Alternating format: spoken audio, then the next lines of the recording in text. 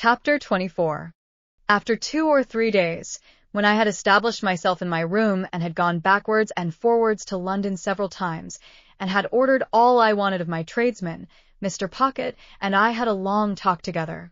He knew more of my intended career than I knew myself, for he referred to his having been told by Mr. Jaggers that I was not designed for any profession, and that I should be well enough educated for my destiny if I could hold my own with the average of young men in prosperous circumstances. I acquiesced, of course, knowing nothing to the contrary. He advised my attending certain places in London for the acquisition of such mere rudiments as I wanted, and my investing him with the functions of explainer and director of all my studies. He hoped that with intelligent assistance I should meet with little to discourage me, and should soon be able to dispense with any aid but his. Through his way of saying this, and much more to similar purpose, he placed himself on confidential terms with me in an admirable manner, and I may state at once that he was always so zealous and honorable in fulfilling his compact with me, that he made me zealous and honorable in fulfilling mine with him. If he had shown indifference as a master, I have no doubt I should have returned the compliment as a pupil. He gave me no such excuse, and each of us did the other justice. Nor did I ever regard him as having anything ludicrous about him, or anything but what was serious, honest, and good, in his tutor communication with me. When these points were settled, and so far carried out as that I had begun to work in earnest, it occurred to me that if I could retain my bedroom in Barnard's Inn, my life would be agreeably varied, while my manners would be none the worse for Herbert's society. Mr. Pocket did not object to this arrangement, but urged that before any step could possibly be taken in it, it must be submitted to my guardian. I felt that this delicacy arose out of the consideration that the plan would save Herbert some expense, so I went off to Little Britain and imparted my wish to Mr. Jaggers. If I could buy the furniture now hired for me, said I, and 1 or 2 other little things, I should be quite at home there. Go it, said Mr. Jaggers, with a short laugh. I told you you'd get on. Well, how much do you want? I said I didn't know how much. Come, retorted Mr. Jaggers. How much? £50. Oh, not nearly so much. £5, said Mr. Jaggers. This was such a great fall, that I said in discomfiture, Oh, more than that.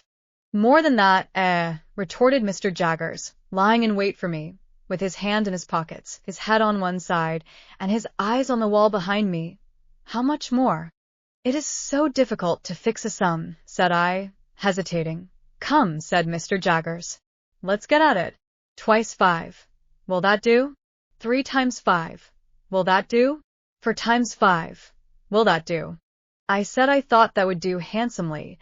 4 × 5 will do handsomely, will it? Said Mr. Jaggers, knitting his brows. Now, what do you make of 4 × 5? What do I make of it? Ah, said Mr. Jaggers, how much? I suppose you make it £20, said I, smiling. Never mind what I make it, my friend, observed Mr. Jaggers, with a knowing and contradictory toss of his head. I want to know what you make it. £20, of course. Wemmick, said Mr. Jaggers, opening his office door. Take Mr. Pip's written order and pay him £20. This strongly marked way of doing business made a strongly marked impression on me, and that not of an agreeable kind. Mr. Jaggers never laughed, but he wore great bright creaking boots, and, in poising himself on these boots, with his large head bent down and his eyebrows joined together, awaiting an answer, he sometimes caused the boots to creak, as if they laughed in a dry and suspicious way. As he happened to go out now, and as Wemmick was brisk and talkative, I said to Wemmick that I hardly knew what to make of Mr. Jaggers's manner. Tell him that, and he'll take it as a compliment, answered Wemmick. He don't mean that you should know what to make of it. Oh, for I looked surprised. It's not personal. It's professional. Only professional. Wemmick was at his desk, lunching and crunching on a dry hard biscuit, pieces of which he threw from time to time into his slit of a mouth, as if he were posting them. Always seems to me, said Wemmick, as if he had set a man-trap and was watching it. Suddenly, click, you're caught. Without remarking that man-traps were not among the amenities of life, I said I supposed he was very skilful. Deep, said Wemmick, as Australia, pointing with his pen at the office floor, to express that Australia was understood, for the purposes of the figure, to be symmetrically on the opposite spot of the globe. If there was anything deeper, added Wemmick, bringing his pen to paper, he'd be it. Then I said I supposed he had a fine business, and Wemmick said, I tell. Then I asked if there were many clerks, to which he replied, we don't run much into clerks, because there's only one Jaggers, and people won't have him at second hand. There are only 4 of us. Would you like to see him? You are one of us, as I may say. I accepted the offer. When Mr. Wemmick had put all the biscuit into the post, and had paid me my money from a cash box in a safe, the key of which safe he kept somewhere down his back and produced from his coat collar, like an iron pigtail, we went upstairs. The house was dark and shabby, and the greasy shoulders that had left their mark in Mr. Jaggers's room seemed to have been shuffling up and down the staircase for years. In the front first floor, a clerk who looked something between a publican and a rat-catcher, a large, pale, puffed, swollen man, was attentively engaged with 3 or 4 people of shabby appearance, whom he treated as unceremoniously as everybody seemed to be treated who contributed to Mr. Jaggers's coffers. Getting evidence together, said Mr. Wemmick, as we came out, for the Bailey. In the room over that, a little flabby terrier of a clerk with dangling hair, his cropping seemed to have been forgotten when he was a puppy, was similarly engaged with a man with weak eyes, whom Mr. Wemmick presented to me as a smelter who kept his pot always boiling, and who would melt me anything I pleased, and who was in an excessive white perspiration, as if he had been trying his art on himself. In a back room, a high-shouldered man with a faceache tied up in dirty flannel, who was dressed in old black clothes that bore the appearance of having been waxed, was stooping over his work of making fair copies of the notes of the other 2 gentlemen, for Mr. Jaggers's own use. This was all the establishment. When we went downstairs again, Wemmick led me into my guardian's room, and said, this you've seen already. Pray, said I, as the 2 odious casts with the twitchy leer upon them caught my sight again, whose likenesses are those?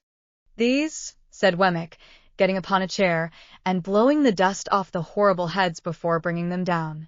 These are 2 celebrated ones. Famous clients of ours that got us a world of credit. This chap, why you must have come down in the night and been peeping into the inkstand, to get this blot upon your eyebrow, you old rascal, murdered his master, and, considering that he wasn't brought up to evidence, didn't plan it badly. Is it like him? I asked, recoiling from the brute, as Wemmick spat upon his eyebrow and gave it a rub with his sleeve. Like him? It's himself, you know. The cast was made in Newgate, directly after he was taken down. You had a particular fancy for me, hadn't you, old artful? Said Wemmick. He then explained this affectionate apostrophe by touching his brooch representing the lady and the weeping willow at the tomb with the urn upon it, and saying, had it made for me, express. Is the lady anybody? Said I. No, returned Wemmick. Only his game. You liked your bit of game, didn't you? No. Deuce a bit of a lady in the case, Mr. Pip, except one. And she wasn't of this slender, ladylike sort, and you wouldn't have caught her looking after this urn, unless there was something to drink in it. Wemmick's attention being thus directed to his brooch, he put down the cast and polished the brooch with his pocket handkerchief. Did that other creature come to the same end? I asked. He has the same look. You're right, said Wemmick. It's the genuine look. Much as if one nostril was caught up with a horsehair and a little fishhook. Yes, he came to the same end. Quite the natural end here, I assure you. He forged wills, this blade did, if he didn't also put the supposed testators to sleep too. You were a gentlemanly cove, though, Mr. Wemmick was again apostrophizing, and you said you could write Greek. Yah, bounceable. What a liar you were. I never met such a liar as you. Before putting his late friend on his shelf again, Wemmick touched the largest of his mourning rings and said, sent out to buy it for me, only the day before. While he was putting up the other cast and coming down from the chair, the thought crossed my mind that all his personal jewelry was derived from like sources. As he had shown no diffidence on the subject, I ventured on the liberty of asking him the question, when he stood before me, dusting his hands. Oh yes, he returned. These are all gifts of that kind. One brings another, you see. That's the way of it. I always take they're curiosities. And their property. They may not be worth much, but after all, they're property and portable. It don't signify to you with your brilliant lookout, but as to myself, my guiding star always is, get hold of portable property. When I had rendered homage to this light, he went on to say, in a friendly manner, if at any odd time when you have nothing better to do, you wouldn't mind coming over to see me at Walworth, I could offer you a bed, and I should consider it an honor. I have not much to show you, but such 2 or 3 curiosities as I have got you might like to look over, and I am fond of a bit of garden and a summer house. I said I should be delighted to accept his hospitality. Thank ye, said he. Then we'll consider that it's to come off, when convenient to you. Have you dined with Mr. Jaggers yet? Not yet. Well, said Wemmick, he'll give you wine and good wine. I'll give you punch, and not bad punch. And now I'll tell you something. When you go to dine with Mr. Jaggers, look at his housekeeper. Shall I see something very uncommon? Well, said Wemmick, you'll see a wild beast tamed. Not so very uncommon, you'll tell me. I reply, that depends on the original wildness of the beast and the amount of taming. It won't lower your opinion of Mr. Jaggers's powers. Keep your eye on it. I told him I would do so, with all the interest and curiosity that his preparation awakened. As I was taking my departure, he asked me if I would like to devote 5 minutes to seeing Mr. Jaggers at it. For several reasons, and not least because I didn't clearly know what Mr. Jaggers would be found to be at, I replied in the affirmative. We dived into the city, and came up in a crowded police court, where a blood relation, in the murderous sense, of the deceased, with the fanciful taste in brooches, was standing at the bar, uncomfortably chewing something, while my guardian had a woman under examination or cross-examination, I don't know which, and was striking her, and the bench, and everybody present with awe. If anybody, of whatsoever degree, said a word that he didn't approve of, he instantly required to have it taken down. If anybody wouldn't make an admission, he said, I'll have it out of you. And if anybody made an admission, he said, now I have got you. The magistrates shivered under a single bite of his finger. Thieves and thief-takers hung in dread rapture on his words, and shrank when a hair of his eyebrows turned in their direction. Which side he was on I couldn't make out, for he seemed to me to be grinding the whole place in a mill. I only know that when I stole out on tiptoe, he was not on the side of the bench, for he was making the legs of the old gentleman who presided, quite convulsive under the table, by his denunciations of his conduct as the representative of British law and justice in that chair that day.